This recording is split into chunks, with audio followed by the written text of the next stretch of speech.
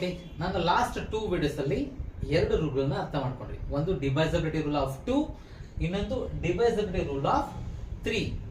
So ನಿಮಗೆ 8th standard ನ first chapter playing with numbers ಅಲ್ಲಿ divisibility by 10, divisibility by 5 and 2 and 3 and 9 ಇದಿಷ್ಟು 5 ಇದೆ. ಸೊ 2 ಆಯ್ತು. ನೆಕ್ಸ್ಟ್ ನಿಮಗೆ ಡಿವೈಸಬಿಲಿಟಿ ಬೈ 10 ಹೇಳ್ಕೊಡ್ತೀನಿ. Divisibility by the rule of 10. So for this you should know the 10 tables. It's very easy. 10, 20, 30, 40, 50, 60, 70, 80, 90, 100.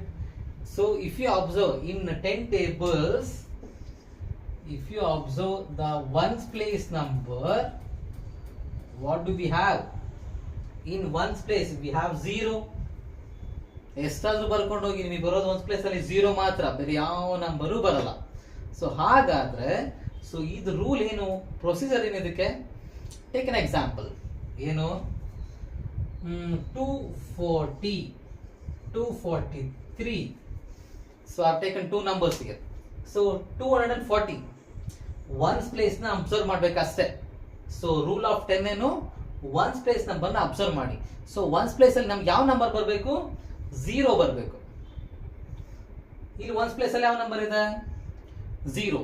ಇಲ್ಲಿ once place ಅಲ್ಲಿ ಯಾವ number ಇದೆ? 3. ಹಾಗಾದ್ರೆ ಇದು ಡಿವೈಡ್ ಆಗುತ್ತಾ, ಇದು ಡಿವೈಡ್ ಆಗುತ್ತಾ?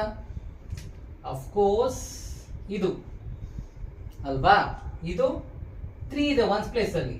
ಸೊ 10 ಟೇಬಲ್ಸ್ ಅಲ್ಲಿ ನೀವು ಏನ್ ಮಾಡಿದ್ರು 3 ಬರಲ್ಲ, ಕರೆಕ್ಟ್?